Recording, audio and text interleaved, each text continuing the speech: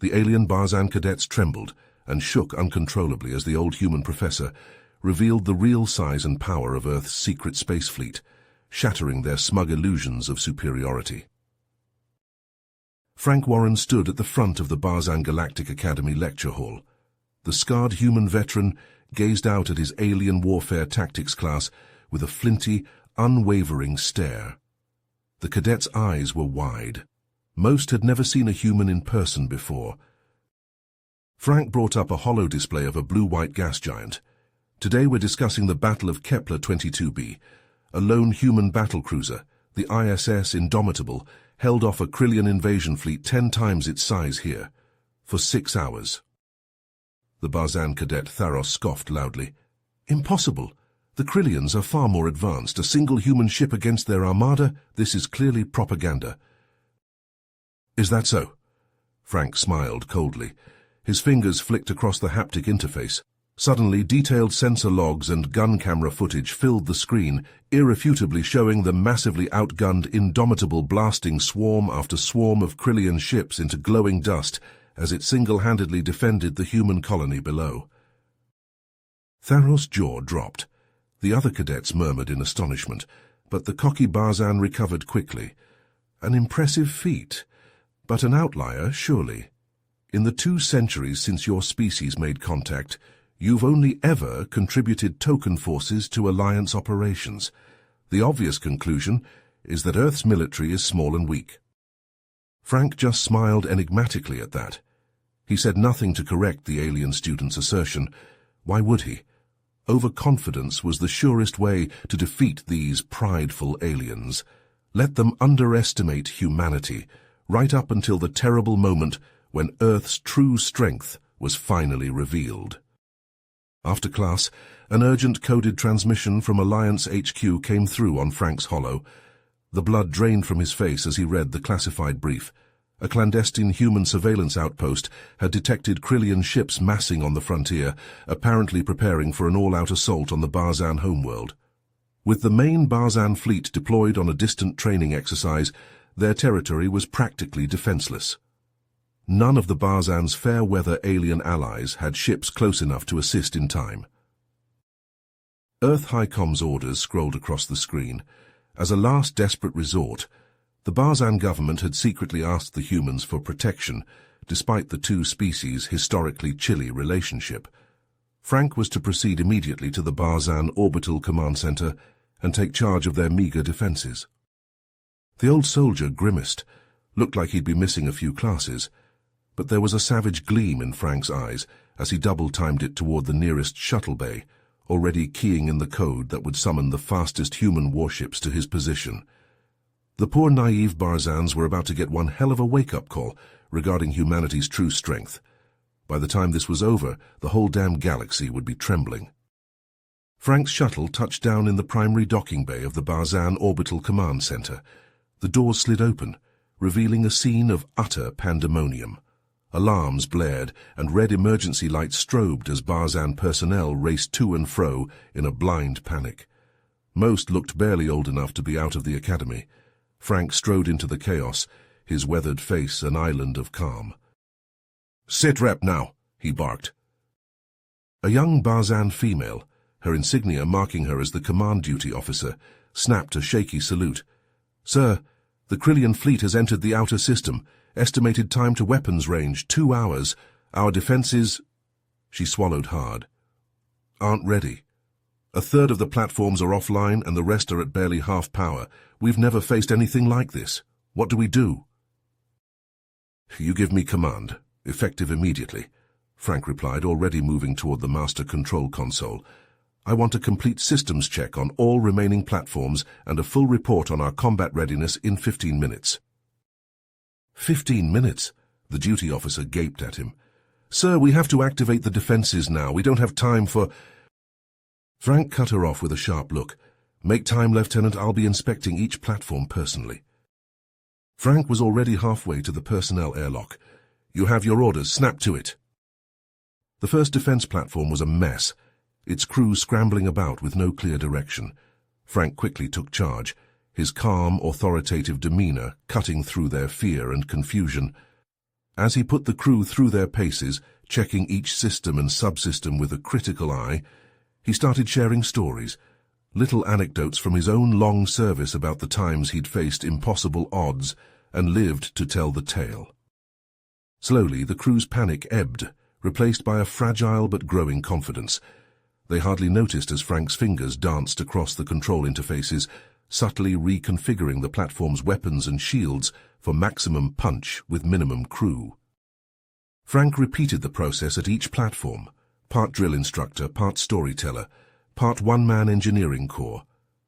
Everywhere he went, he left a crew that stood just a little bit taller, a weapons system that hit just a little bit harder and faster, and everywhere he used his personal command codes to connect the platform to the human battlenet, though of course he kept that little detail to himself.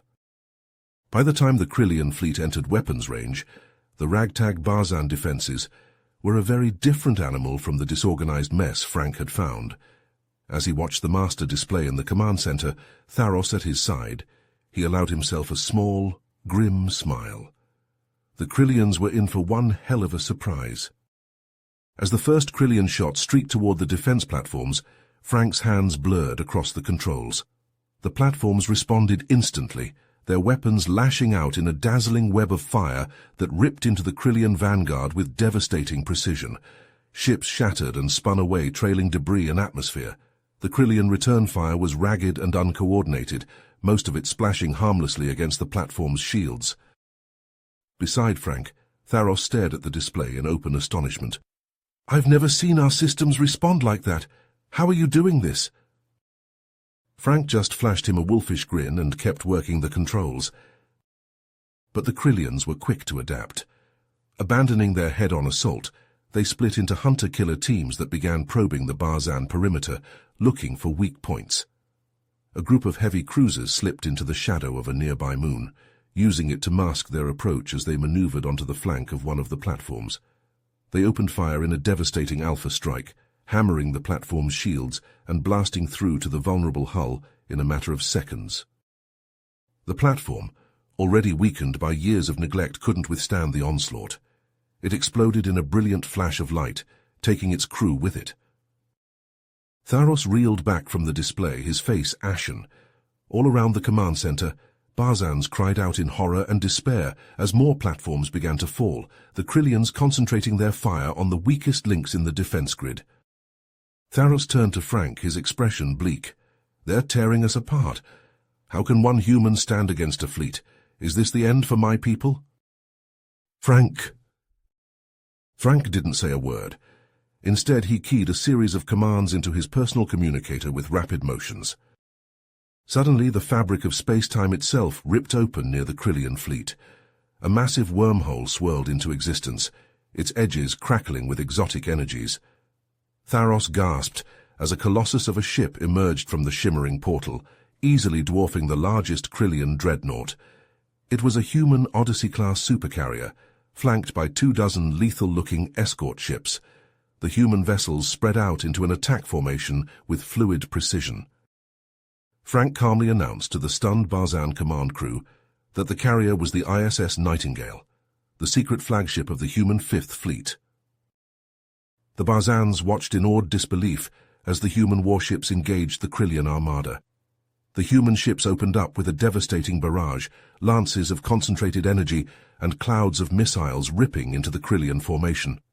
The human firepower was on a scale none of the Barzans had ever witnessed, and the coordination of the human ships was uncanny, as if they were all controlled by a single mind. They wove a deadly net of fire around the enemy, expertly cutting off any vectors of attack or escape. The Krillian ships, caught completely off guard by the sudden appearance of the human fleet, broke formation almost immediately. Several were destroyed before they even began evasive maneuvers, reduced to expanding clouds of debris by the merciless human onslaught. The surviving Krillian ships attempted to retreat, but the Nightingale and its escorts were relentless. They gave chase, pursuing the fleeing Krillians and herding them back towards the remaining Barzan defense platforms. Trapped between the savagely effective human ships and the reinvigorated Barzan defenders, the Krillian fleet stood no chance. ship after ship succumbed to the withering crossfire, until finally the last crippled Krillian cruiser exploded into a brief sun, marking the end of the battle. In the aftermath, an astonished Tharos turned to Frank. "Why have the humans kept such a powerful fleet hidden for so long?" Frank calmly explained that when humanity first joined the galactic community, they were seen as backward and primitive by the other spacefaring races. To avoid being exploited or subjugated, they made the strategic decision to conceal the true extent of their military capabilities, allowing the other races to underestimate them. "The fleet that just fought the Krillians is only a small part of humanity's true strength," Frank revealed. "The bulk of our forces are kept hidden in reserve, only to be deployed in times of dire need." Frank emphasized that despite their formidable military power, humans had no desire for conquest or domination. "We only wish to live in peace with the other races of the galaxy, but we will not hesitate to use our strength to defend ourselves and our allies when necessary." As news of the astonishing battle spread like wildfire through the galactic datanet, the rest of the galactic community reeled in shock at the revelation of humanity's hidden might. Many races were forced to drastically re-evaluate their dismissive attitudes towards the humans, realizing that they were far more than the weak, primitive species they had been assumed to be. Earth was a rising power to be reckoned with. In the halls of power across dozens of worlds, alien politicians and military leaders urgently debated how to respond to this new reality. Some argued for appeasement, seeking to quickly align their interests with the humans before it was too late. They hoped that by forging closer ties with Earth, they could share in the benefits of human protection and advanced technology. Others counseled caution, or even subtle opposition, fearing that the humans would become a destabilizing force in the delicate balance of galactic politics. Tharos looked at Frank with a mix of gratitude, respect, and a little bit of fear. "I suppose we Barzans owe you our lives and our freedom." Frank met his gaze evenly. "We humans have a saying, with great power comes great responsibility. We'll do our best to live up to it."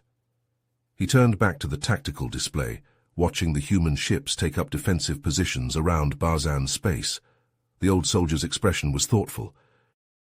The Krillian delegation stormed into the Galactic Council chamber, their eyes blazing with indignation. Ambassador Zorthos slammed his fist on the podium as he addressed the gathered representatives. "The humans have deceived us all," he roared. "For years they pretended to be a weak, primitive species, all the while amassing a secret armada capable of annihilating entire fleets. What possible reason could they have for such duplicity, if not to one day conquer us all?" Murmurs of unease rippled through the chamber.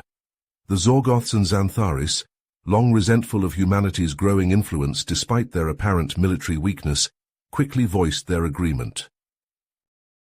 "The humans cannot be trusted," declared the Zorgoth representative. "They must be forced to dismantle this hidden fleet and submit to galactic oversight immediately." Frank watched the proceedings from the balcony, his jaw clenched. The Krillians were up to something. This whole affair stank of a setup. His suspicions were confirmed a week later when he was abruptly recalled to Earth. In a top-secret briefing deep beneath Cheyenne Mountain, the grizzled old soldier learned the truth. The Krillian defeat had been no random occurrence. It was the opening gambit of a shadowy cabal known as the Dominion. "They're a group of powerful extremists from the Krillian, Zorgoth, and Xanthari races," explained General Graves, the ashen-faced head of Earth Defense Command. "Intel suggests their ultimate goal is nothing less than total galactic domination." Frank's blood ran cold as Graves laid out the Dominion's insidious plan. The battle over Baza Prime had been deliberately provoked in an attempt to draw out and destroy the human fleet, which the Dominion saw as the greatest obstacle to their ambitions. "With our fleet's existence now public knowledge, the Dominion is moving to the next phase," Graves said grimly. "A series of false flag attacks designed to turn the galactic community against us." Frank nodded curtly. "I'll need a team, the best of the best." "Already done," Graves replied. "Handpicked by yours truly. You'll also have a few alien allies, that Barzan kid Tharos for one. Seems he's developed quite the hero worship complex about you." A ghost of a smile flickered across Frank's weathered face. "I'll knock some sense into him." As he strode from the briefing room, Frank's mind was already racing, formulating plans and contingencies. He knew with a grim certainty that the fate of not just humanity but the entire galaxy might well rest on the success of this mission. Failure was not an option. The Zartak system's grimy underbelly welcomed Frank's covert ops team like a festering wound embraces maggots. Posing as black market arms dealers, they slipped into the space station's dingy docking bay, just more dregs in a hive of scum and villainy. The team moved through dank corridors, ignoring the catcalls of drunken spacers and the hungry gazes of pickpockets. Their objective, the Zorgoth's Claw, a tavern known for backroom deals and loose tongues. Dim light barely penetrated the smoky haze inside. Hunched over a table nursing cheap rotgut, Frank scanned the room, his eyes as hard as space-tempered steel. There, a Krillian and a Zorgoth, trying too hard to not look like they were arguing. Cyrex, Frank's Xanthran tech whiz, sidled over to the pair, pretending to stumble drunkenly into their table. Concealed in his clumsy movement, a near-invisible bug skittered onto the table's underside. Back on their ship, the team listened with growing alarm. "The devices are already en route. Once they detonate on the human worlds, those apes will tear the galaxy apart in their rage. Our path to Dominion will be clear." The Zorgoth freighter loomed before them, a rusting hulk against the stars. Mag-locked to its hull, the team cut their way in with surgical precision. Inside, they crept through corridors thick with the stench of unwashed bodies and stale recycled air. The first bomb was exactly where their informant said it would be. Grack, Frank's demolitions man, got to work. A siren blared, harsh and deafening in the confined space. Booted feet pounded on metal decks. The Zorgoths had made them.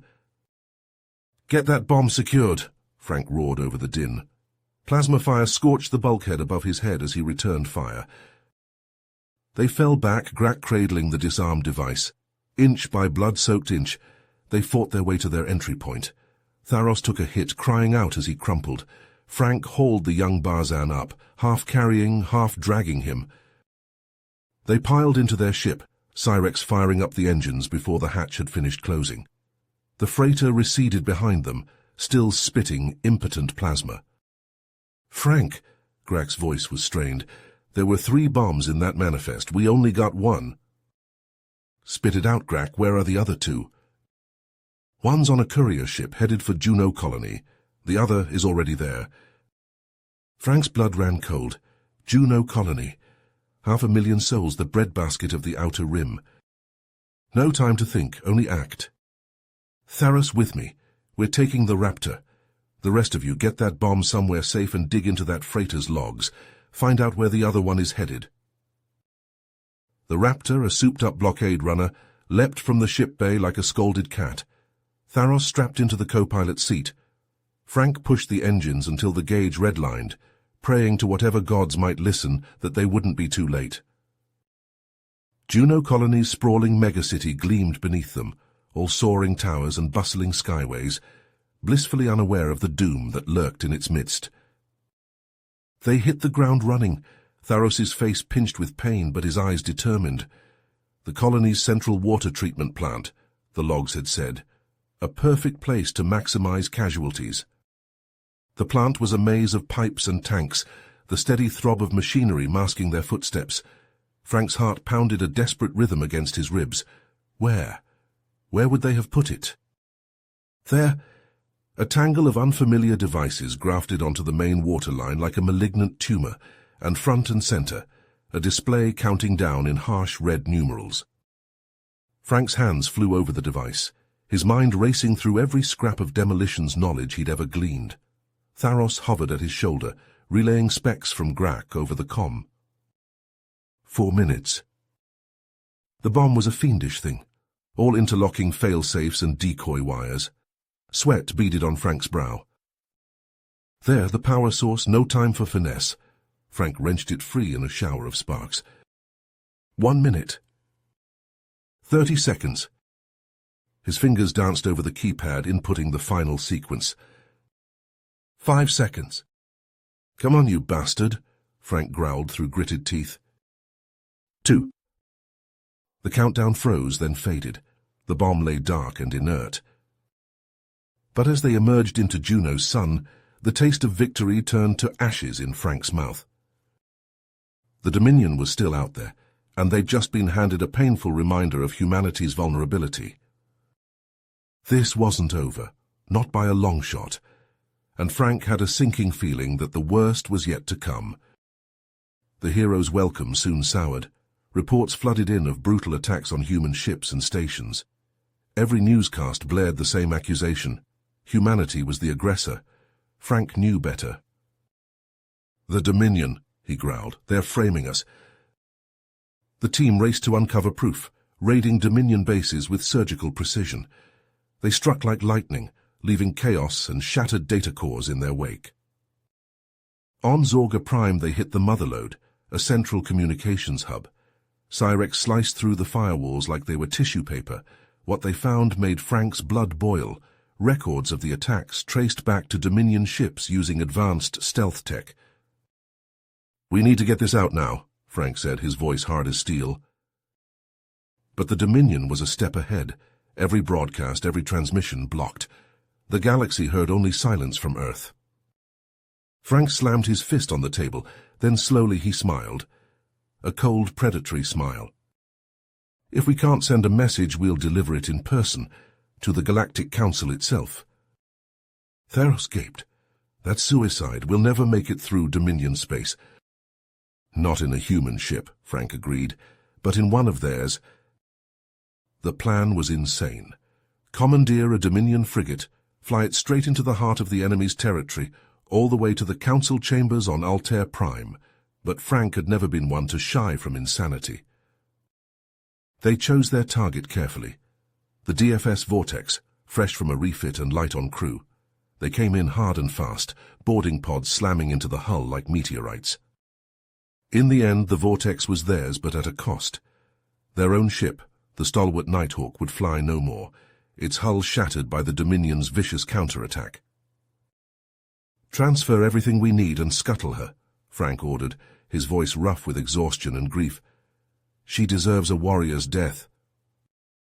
They watched in silence as the Nighthawk, brave to the last, disappeared in a blaze of fusion fire. Then, aboard their captured prize, they set course for Altair Prime. It should have been an easy run in a Dominion ship. It was anything but. Barely a parsec from the Vortex's last position, the first shots scorched across their bow. Frank strapped into the pilot's seat, his hands dancing across the unfamiliar controls. "Strap in and hang on," he roared over the wail of alarms. "We're going through hell." Space lit up around them, a maelstrom of plasma and missiles. The Vortex shuddered and bucked as Frank hurled it into a wild corkscrew, narrowly evading the first salvo. Tharos, pale but determined, slid into the weapons station. "Shields at 60%, returning fire." The Vortex's guns roared to life, spitting defiance at their pursuers. A Dominion destroyer vanished in a flower of flame, but 2 more surged forward to take its place. Frank gritted his teeth, wrenching the ship into a gut-wrenching dive. Altair Prime glowed ahead, a beacon of hope amidst the chaos. They were close, so close. But the Dominion forces were relentless, harrying them from every angle. Consoles sparked and smoked. The deck lurched beneath their feet. Suddenly, a brilliant lance of light seared past, barely missing the Vortex's engines. Frank's head snapped around, his eyes widening.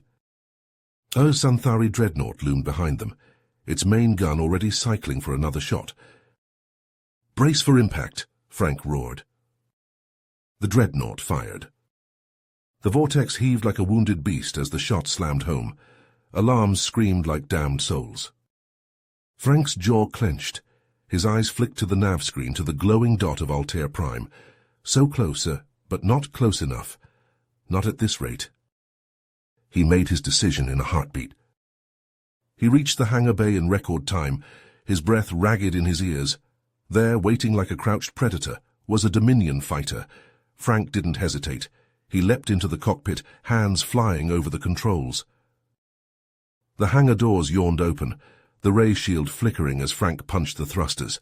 The fighter roared out into the chaos of battle, engines screaming. Frank yanked the stick hard, sending the nimble craft into a dizzying spiral around the vortex's hull. The Dominion ships, focused on their wounded prey, barely noticed the tiny fighter. But they noticed when Frank opened fire, his shots ripping into their engines and weapon mounts with pinpoint precision. He danced between them, a hornet among lumbering beasts, stinging and harrying, drawing their fire away from the vortex. And they did. Dominion fighters swarmed after him, their shots filling the void with deadly light. Frank flew like a man possessed. Every maneuver, every shot, every desperate gambit bought the vortex precious seconds. Seconds to reach Altair Prime, seconds to broadcast the truth. A shot clipped his wing, sending the fighter into a wild spin. Another tore through the cockpit, shattering the canopy. Frank gasped as the cold of space enveloped him, as the air was ripped from his lungs. But still he fought. With the last of his strength he wrenched the fighter around, aiming it straight at the heart of the Dominion formation. His thumb hovered over the self-destruct. "This is for Earth, you sons of bitches," he whispered. And then he pressed the button. The fighter vanished in a blaze of light, a miniature supernova that engulfed the nearest Dominion ships, and in that moment, the vortex, battered but unbroken, broke through the blockade and entered Altair Prime's orbit. On the bridge, Tharos stared at the readouts, his heart in his throat. They'd made it. Against all odds, they'd made it. But the price? He swallowed hard, blinking back tears. "Broadcast the message," he ordered, his voice rough with grief. "Let the galaxy know the truth." And across the stars, on 100,000 worlds, the Dominion's lies crumbled to dust in the face of undeniable proof. The galaxy saw the truth, saw the sacrifice of a human hero.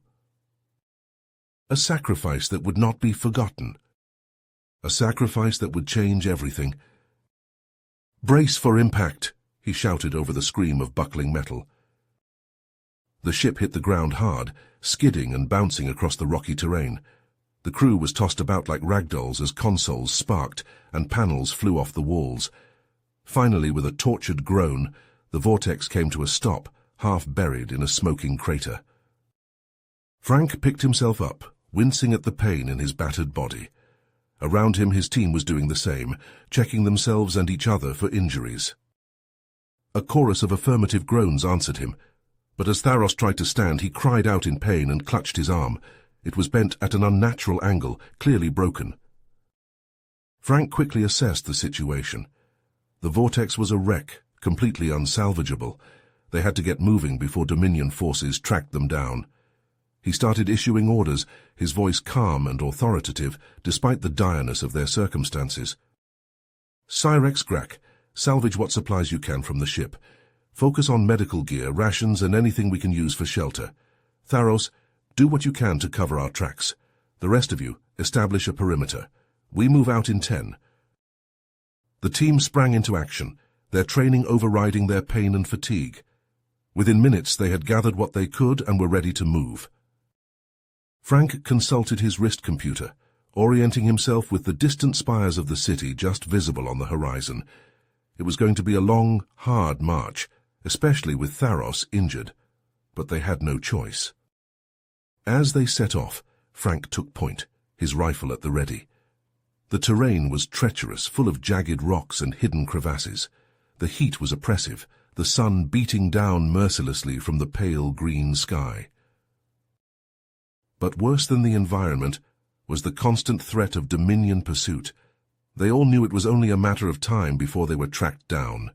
They had to keep moving, had to stay one step ahead. Frank set a punishing pace, but the team kept up without complaint, even Tharos, who gritted his teeth against the pain of his broken arm with every step. They were the best of the best, hand-picked by Frank for their skills and their unwavering dedication to the mission. Hours turned into days as they trekked across the harsh landscape. They took turns on watch, snatching what little sleep they could in hidden caves and crevices. Frank pushed them hard, but he pushed himself harder, always taking the longest watch, always planning their next move. And his vigilance paid off. More than once his keen senses detected the telltale signs of Dominion scouts on their trail, the glint of light off a sniper scope, the distant whine of a drone engine. Each time, Frank's quick thinking and decisive action kept them hidden, kept them safe. But as they drew closer to the city, the signs of pursuit grew more frequent, more persistent. The Dominion was closing in, and they were running out of tricks. Finally, after a narrow escape that left them all shaken, Frank called a halt in a secluded canyon. They were close now, the city lights glimmering tantalizingly on the horizon. But Frank knew they couldn't just stroll in the front gates. The Dominion would have eyes everywhere. As the team huddled around, tending to their wounds and trying to catch their breath, Frank laid out the plan. "We're going to have to split up," he said, his voice low and intense. "Go in separately, blend in with the locals. Tharos, you're with me. We'll make for the council chambers directly. The rest of you cause as much chaos as you can. Draw their attention away from us." He looked each of them in the eye, his gaze fierce and proud. "You all know what's at stake.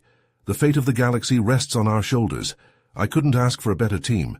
Now let's show these Dominion bastards what we're made of." With grim nods of determination, the team split up, each heading for the city by a different route. Frank and Tharos made their way down the main thoroughfare, trying to look like just another pair of weary travelers seeking shelter. It wasn't easy. The city was a hive of activity, with representatives from 100 different species thronging the streets. But that diversity worked in their favor. In the sea of strange faces and forms, 2 more humans didn't draw much attention. But Frank knew the Dominion had eyes and ears everywhere. They had to be careful. They stuck to the back alleys and side streets, avoiding the main checkpoints and security patrols. Tharos, despite the pain of his injury, kept up with Frank's pace. His skills were invaluable, his ability to tap into the city's surveillance network, giving them real-time intel on enemy movements. "Patrol coming up on your left," Tharos warned as they approached an intersection. Frank nodded, steering them down a narrow alley. They could hear the tramp of boots, the crackle of radios as the patrol passed by, oblivious. It was slow going, but they were making progress. The council building loomed ahead, a towering spire of glass and steel, but as they drew closer, the security presence intensified. Dominion soldiers stood guard at every entrance, heavily armed and alert. Frank cursed under his breath.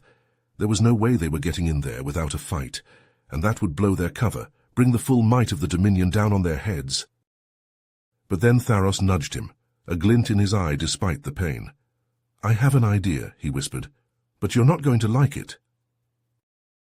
Minutes later, alarms blared throughout the council complex.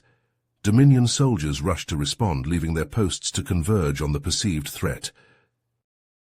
In the confusion, 2 figures slipped unseen through a service entrance. Frank and Tharos, their stolen Dominion uniforms ill-fitting but serviceable. "Never underestimate the power of a well-placed virus," Tharos grinned, his good hand flickering over his wrist computer. "Security systems are my playground." But their luck couldn't hold forever.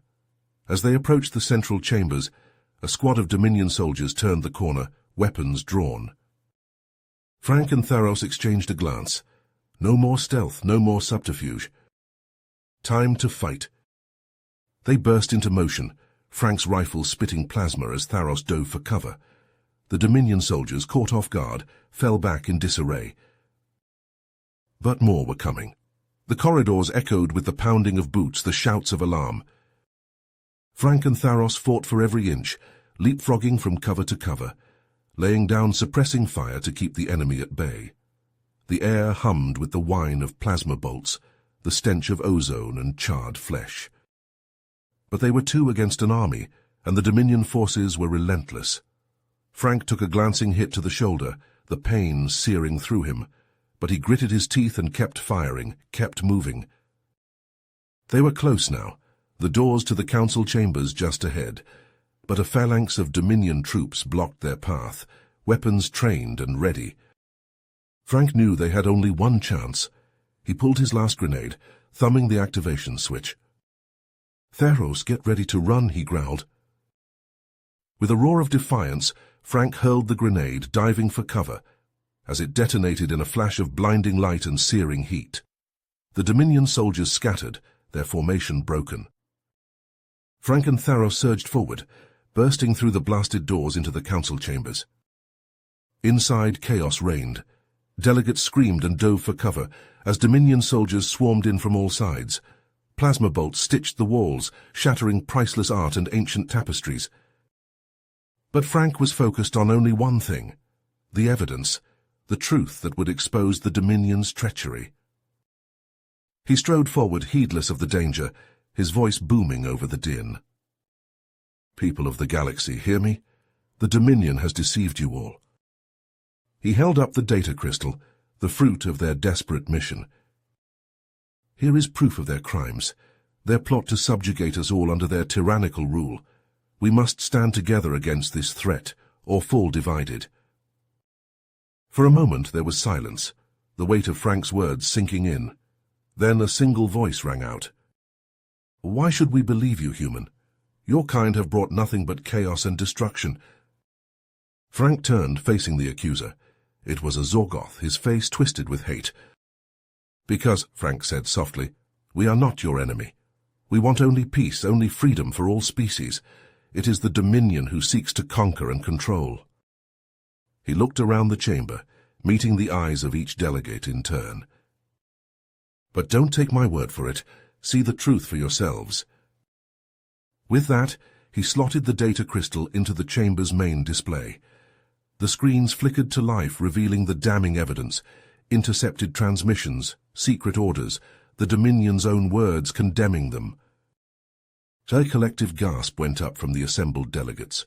Murmurs of shock and outrage filled the air. And in that moment, Frank knew they had won. The truth was out, the Dominion scheme laid bare.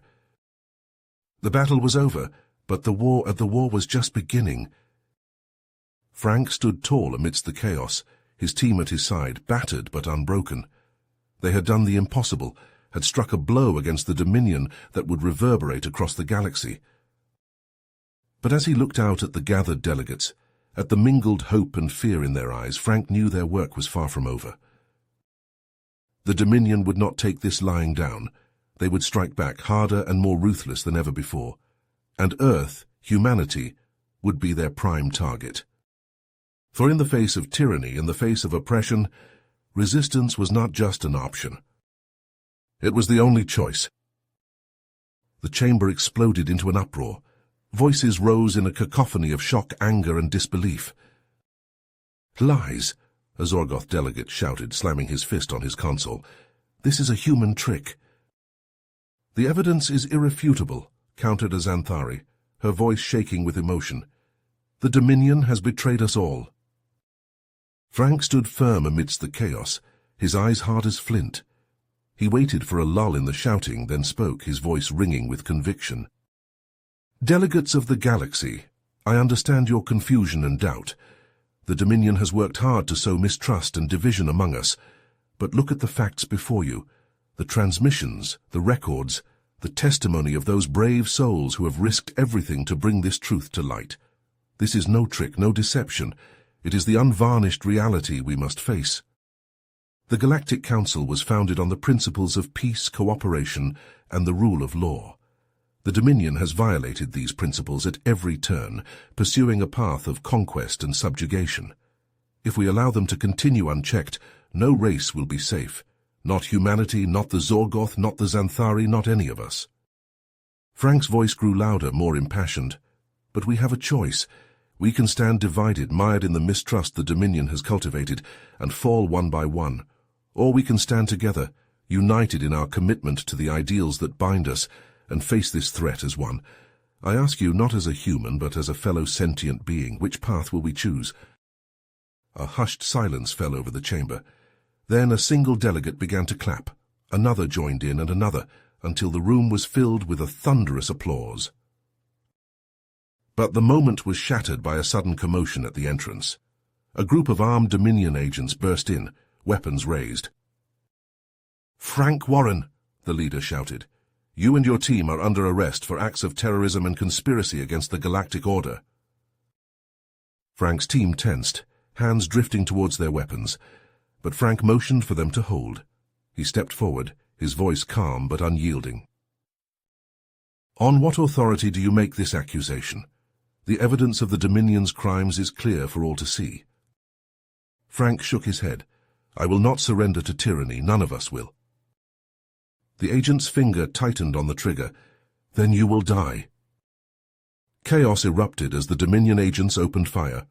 Frank and his team dove for cover, returning fire as they tried to protect the delegates.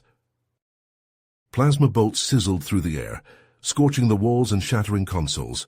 Screams echoed as delegates scrambled for safety.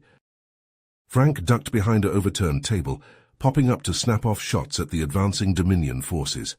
His team fought with grim determination, their skills honed by countless battles. But the Dominion agents were relentless, pressing forward with single-minded focus. They were here for one purpose: to silence Frank and his team, no matter the cost. In the midst of the fighting, Frank saw a Dominion agent take aim at his unprotected back. He tried to turn to bring his weapon to bear, but he knew he would be too late. Suddenly Tharos was there, throwing himself in front of Frank. The plasma bolt struck him square in the chest, burning through his armor like paper. Tharos fell, his body crumpling to the ground. Frank caught him, cradling his friend in his arms. "Tharos, why?" Frank's voice was choked with emotion. Tharos coughed, blood flecking his lips. "Because you would have done the same, for me." Rage and grief surged through Frank. He gently laid Tharos down, then stood, his eyes burning with a cold fire. "Push them back," he roared to his team. "For Tharos, for all of us." Inspired by Frank's words, by Tharos' sacrifice, the team fought with renewed vigor. The tide began to turn as the galactic delegates, seeing the humans' bravery, rallied to join the fight. The chamber rang with the sounds of battle, the scream of plasma weapons, the shouts of the wounded and dying, the shattering of glass and metal. But in the end, the Dominion agents were overwhelmed. One by one they fell or surrendered, until only the leader was left, his weapon wavering as he was surrounded on all sides. Frank stepped forward, his weapon trained on the agent's heart. "It's over," he said softly. "Your plot is exposed. Your agents defeated. The Dominion has lost." The agent snarled, his finger tightening on the trigger. But before he could fire, a plasma bolt from one of the delegates' security forces struck him down. As the echoes of the battle faded, a stunned silence fell over the chamber. Delegates looked at each other, some in triumph, some in sorrow, all in a shared sense of disbelief at what had transpired. "Stay with me, my friend," Frank whispered. "You fought bravely, now fight to live."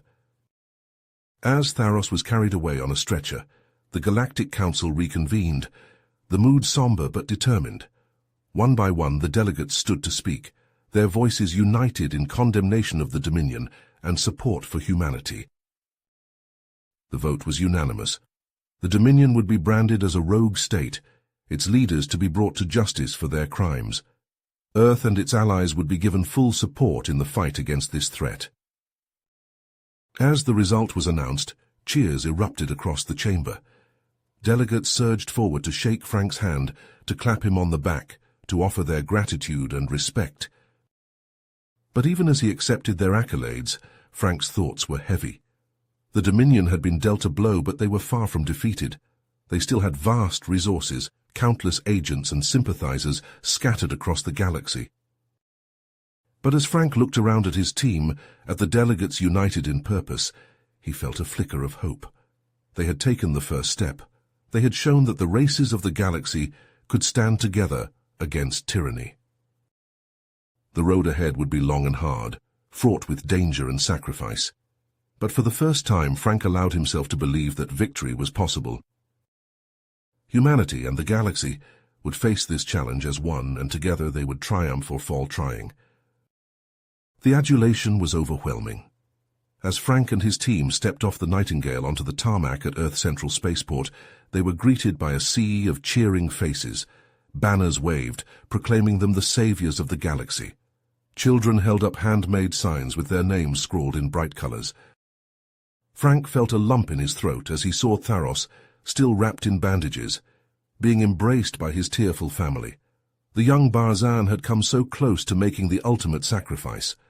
Now he was being hailed as a hero by his people and the entire galactic community. In a solemn ceremony, the Galactic Council bestowed upon Tharos the Star of Valor, the highest honor any being could receive. As the medal was pinned to his chest, Tharos caught Frank's eye. In that moment, no words were needed. They had forged a bond that transcended species or culture, a bond of shared purpose and unbreakable trust. But even as the celebrations continued, Frank felt a restless unease. This was not over. The Dominion, though beaten back, was not defeated. They would regroup, rearm, and return with a vengeance. His fears were confirmed all too soon. Barely a week after their return, an urgent communiqué came from Galactic Intelligence. The Dominion was massing its forces in the Nebula sector, a lawless expanse of space infamous for its criminal syndicates and black market trade. Frank and his team were dispatched immediately, tasked with infiltrating the Dominion's operations and uncovering their plans. They went in disguise, posing as mercenaries looking for work. It was a dangerous game. The Nebula sector was a place where one wrong move could get you killed or worse. Their investigations led them to a notorious space station known as the Void's Edge. It was a hive of scum and villainy, where anything could be bought or sold for the right price. And it was here, in the station's seedy underbelly, that they discovered the Dominion's terrifying secret. It was a weapon, but not like any Frank had ever seen. The Dominion scientists had found a way to manipulate dark matter, the mysterious substance that made up most of the universe's mass. With this device, they could tear apart the very fabric of space-time, creating singularities that could swallow entire planets. If the Dominion perfected this technology, they would have the ultimate leverage over the galaxy. No one would dare stand against them for fear of seeing their worlds destroyed in an instant. Frank knew they had to act fast. While Tharos and the others worked to sabotage the Dominion's military build-up, Frank would infiltrate the research facility where the dark matter weapon was being developed. His goal was to steal the plans so that Earth scientists could work on a countermeasure. Getting inside was a nightmare. The facility was a labyrinth of high-tech security systems and heavily armed patrols. Frank had to use every trick he'd learned in his long career to avoid detection. There was one heart-stopping moment, when a patrol came within inches of discovering him. He was forced to cram himself into a maintenance duct, barely daring to breathe as the soldiers passed by. For hours, he waited in that cramped, dark space, muscles screaming with tension.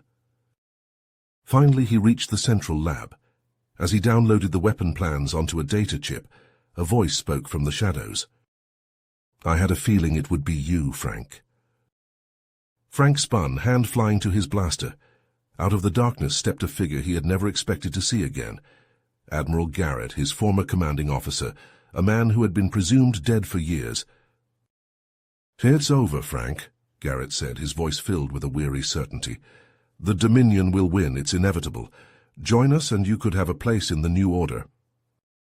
For a moment Frank wavered. The offer was tempting. To stop fighting, to stop struggling against the tide.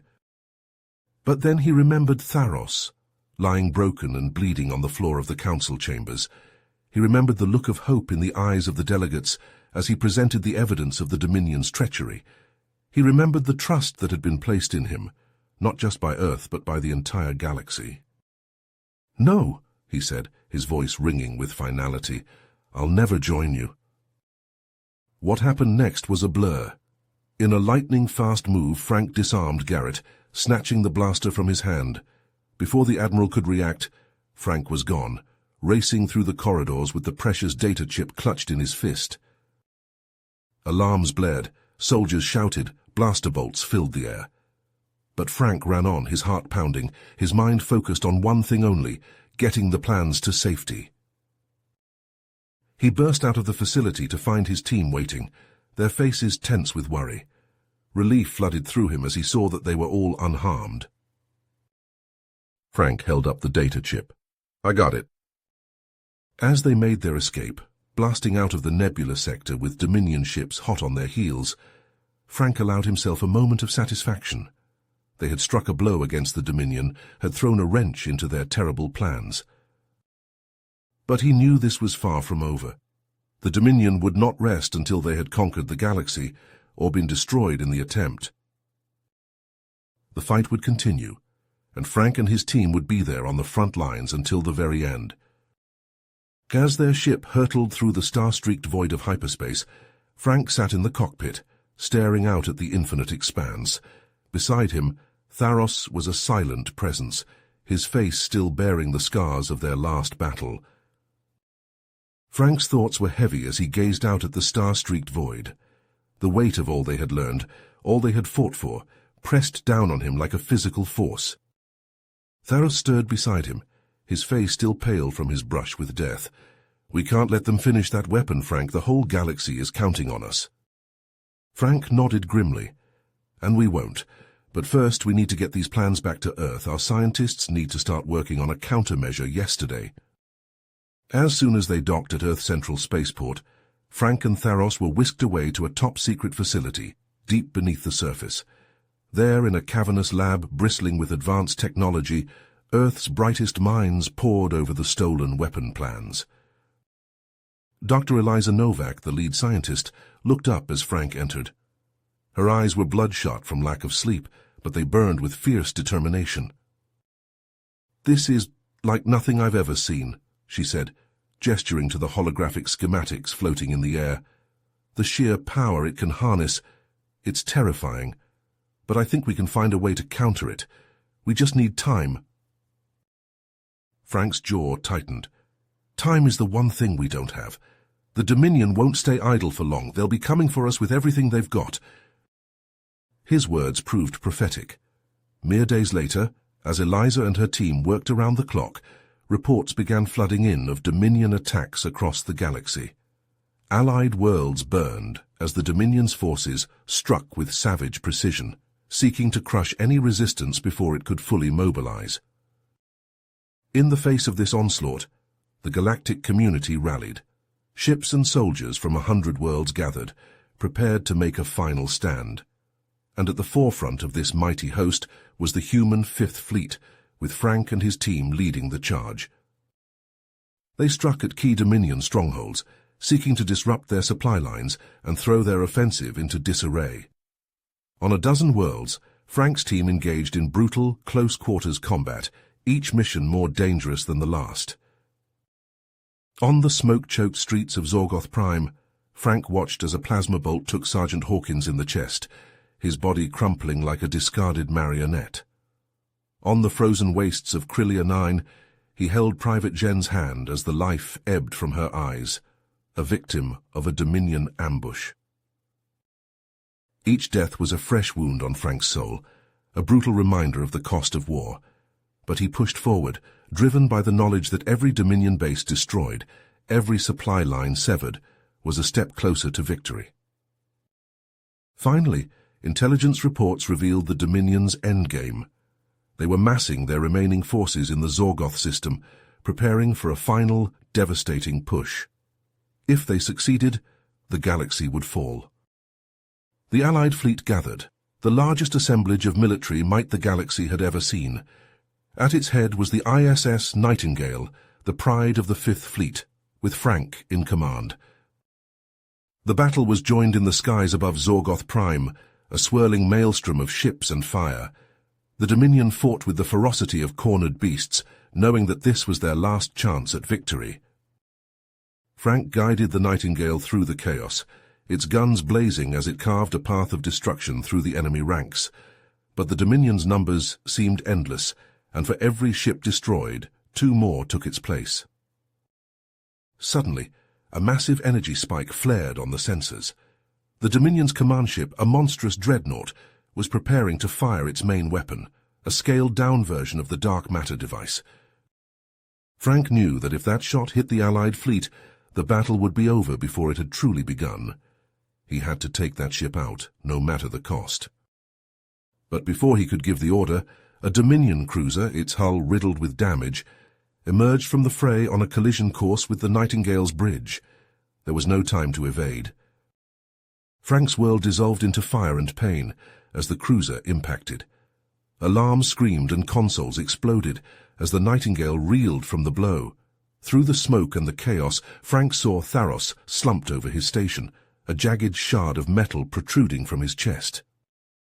"Abandon ship!" Frank roared over the klaxons. "All hands, abandon ship!"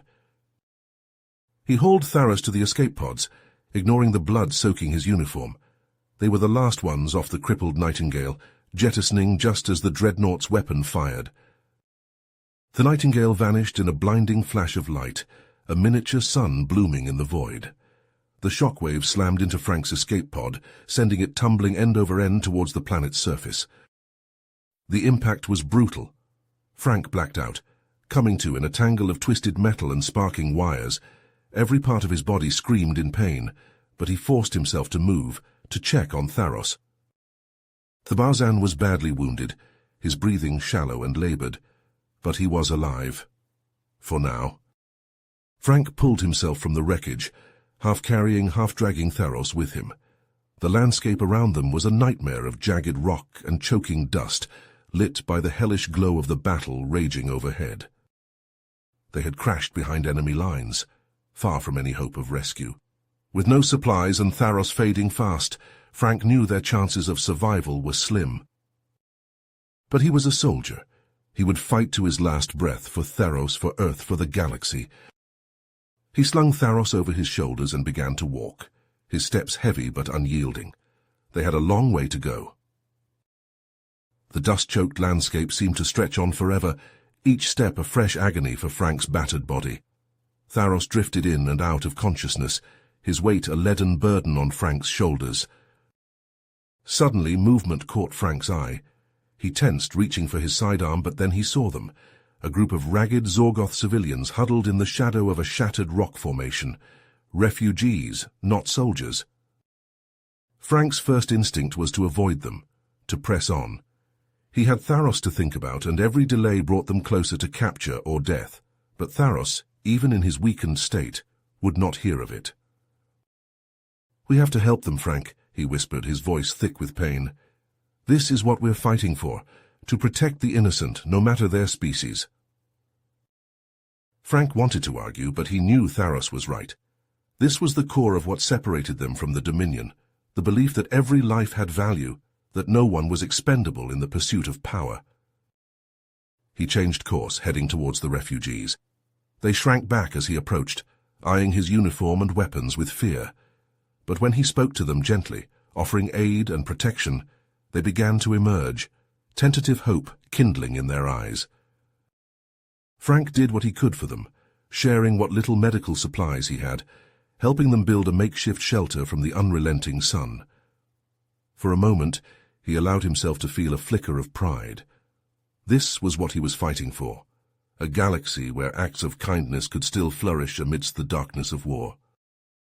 But that moment was shattered by the whine of approaching engines, a Dominion patrol craft, drawn by the signal from Frank's crashed escape pod. There was no time to run, no place to hide. Frank knew he had only one choice. He had to buy time for the refugees and Tharos to escape. Then he turned to face the oncoming patrol, a lone figure against the horizon, his rifle held high. The battle was fierce and brutal. Frank fought like a man possessed, his every shot, every movement fueled by a lifetime of skill and a burning need to protect those in his care. Dominion soldiers fell before his onslaught, but more kept coming, an endless tide of armor and weapons. And then the world exploded in pain. A plasma bolt caught Frank high in the chest, searing through his armor like it was paper. He fell to his knees, his vision blurring, his rifle slipping from nerveless fingers. Through the haze of agony, he saw the Dominion soldiers advancing, their weapons trained on his fallen form. This was the end. He had done all he could. But then, impossibly, they were falling, cut down by a hail of blaster fire from behind.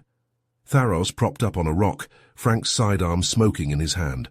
The Zorgoth refugees, armed with the fallen soldiers' weapons, charging forward with a cry of defiance. Frank tried to rise to join them, but his body would not obey. He could only watch as Tharos and the Zorgoths fought, their courage and desperation a match for the Dominion's brutal efficiency. In the end, they drove the soldiers back, but at a terrible cost.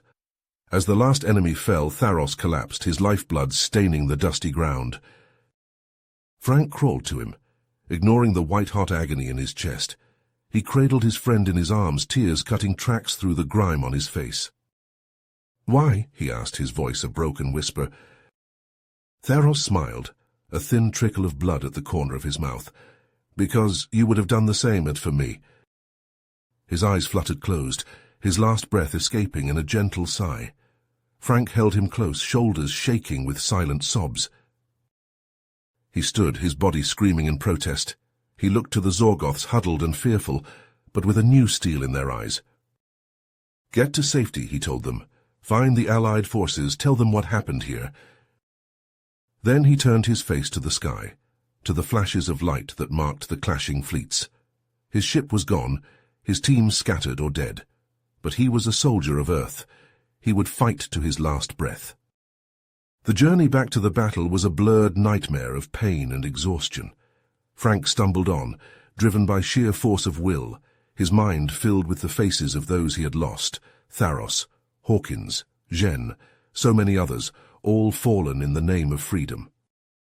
When he finally reached the Allied lines, he was more dead than alive. His uniform a tattered ruin, his body a map of wounds. But still he pushed forward, rallying the shocked soldiers around him, leading them in a final desperate push. They cut through the Dominion lines like a spear, Frank always at the head, his rifle blazing, his voice a rallying cry. Soldiers, human and alien alike, followed him into the fire, inspired by his courage, his indomitable will. And then they were there, at the heart of the enemy formation, the Dominion's command ship looming before them like a monstrous shadow. Frank knew what he had to do. He rallied his forces, calling for a concentrated assault on the dreadnought's shields, and in the chaos of the battle, he slipped away, a lone figure infiltrating the belly of the beast.